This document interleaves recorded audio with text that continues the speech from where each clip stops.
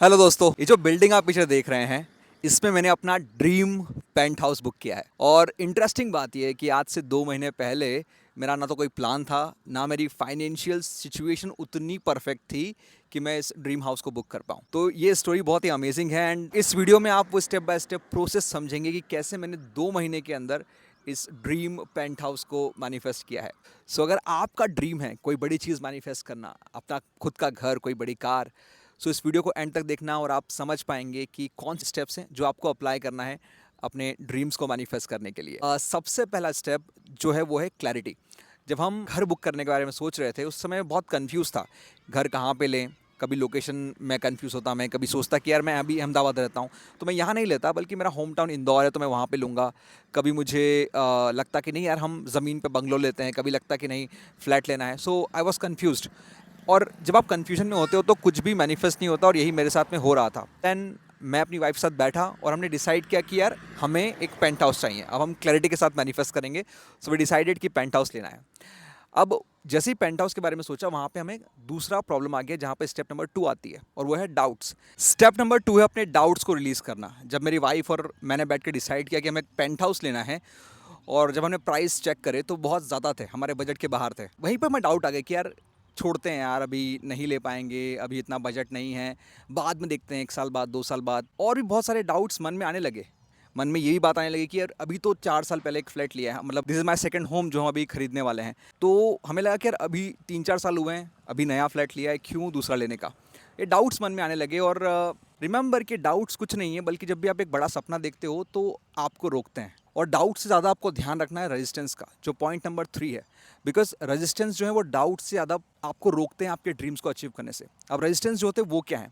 जब मैंने एक फ्लैट लेने के बारे में सोचा तो मेरे मन में कुछ रेजिस्टेंस आ गए कि यार अभी यार लोकेशन चेंज करना पड़ेगा। अभी जिस जगह पे मेरा फ्लैट है ये बढ़िया है, यहाँ पे तो सब कुछ नज़दीक है, मेरे बच्चे की स्कूल पास में है, और अभी मूव करने का मतलब नहीं है, बाद में देखेंगे।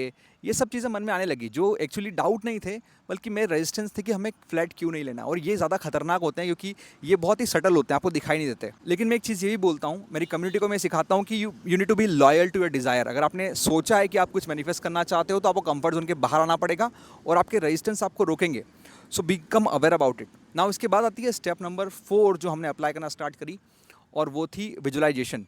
अब मैं हर मॉर्निंग अपने आप को देखने लगा कि I am owner of a new paint house. मैं अपने आप को छत पे देखने लगा कि मैं छत पे बैठ के आराम कर रहा हूँ, कॉफ़ी पी रहा हूँ, मॉर्निंग मेडिटेट कर रहा हूँ। मेरी वाइफ को भी बहुत ज़्यादा पसंद है गार्डनिंग करना, तो हम देखने लगे कि हमारी खुद की पर्सनल छत है जहाँ पे गार्डनिंग कर रहे हैं हम, जहाँ पे हम बैठ रहे हैं, फ्रेंड्स को इनवाइट कर रहे हैं। So we started do this visualisation every single morning. और इसके कारण से क्या हुआ ना कि हम अपने आप को एक ऑनर की तरह महसूस करने लगे। The fifth step is very powerful, जो सबसे ज़्यादा ज़रूरी है अगर आप किसी बड़े ड्रीम को मैनिफेस्ट करना चाहते हैं।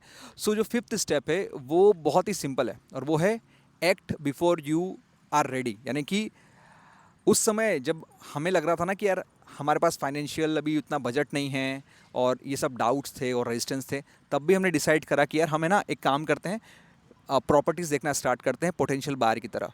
और हमने लिटरली में, हमारे पास में पता नहीं था कि कैसे सब कुछ अरेंज होगा, बट हमने प्रॉपर्टीज़ देखना स्टार्ट करी। हम देखते रहे प्रॉपर्टी, हमने बहुत सारी प्रॉपर्टीज़ देखी। एंड जब आप एक्ट करते हो ना, कि इसके पहले आप रेडी हो, जब आप एक्ट करते हो तो यूनिवर्स कुछ मैजिक करता है। और यूनिवर्स ने लिटरली हमें एक डील हमारे हाथ में दी जिससे हम मना नहीं कर पाए। ये जो हमने फ्लैट अभी जो पेंट हाउस बुक किया है, ये एग्जैक्टली वैसा था जैसा हम चाहते थे, हमारे बजट में था। बिल्डर भी बहुत ही माना हुआ बिल्डर है, डॉक्यूमेंट वो पूरा बना के दे रहे थे। सो हमारी जो भी शर्तें थी वो कम्प्लीटली मैच कर रही थी। ऐसा लगा यूनिवर्स ने हमें सब कुछ जैसा हम चाहते थे प्लेट में परोस के दिया है। एंड यस, हमने उसके पहले एक्ट किया। सारी ग्रह, सारे नक्षत्र, सारी चीज़ें अपने आप अरेंज हो गई कि हम इसे बुक कर पाए। सो ये स्टेप्स थी। मैं आपको भी यही सजेस्ट करूँगा, सबसे पहले अगर आपको कोई भी ड्रीम है, पहले क्लियर हो जाओ। दूसरा, डाउट्स हैं, डाउट्स आएंगे, don't be focused on them, doubts को आने दो, जाने दो। तीसरा, रेजिस्टेंस, जो सबसे इंपॉर्टेंट है। रेजिस्टेंस के कारण से अपने ड्रीम्स को गिव अप मत करो। फोर्थ, विजुअलाइजेशन करना स्टार्ट करो ताकि आपका माइंड रीप्रोग्राम हो, आपका माइंड रियलिटी में और एक इमेजिनेशन में डिफरेंस नहीं करता, तो आप एक अपने आप को एक रियल पर्सन के रूप में देखते हो जिसके पास वो ड्रीम ऑलरेडी अचीव हो चुका है। And fifth, act before you ready, यानी कि आप एक्ट करते हो, एक्शन लेते हो, जैसे कि आपके पास वो चीज़ ऑलरेडी है, आप वो चीज़ करने वाले हो। हमने वही करा, हमने ऑलरेडी एक्ट किया कि हम एक ऑनर हैं और हम बाय करने के लिए ही आए हैं।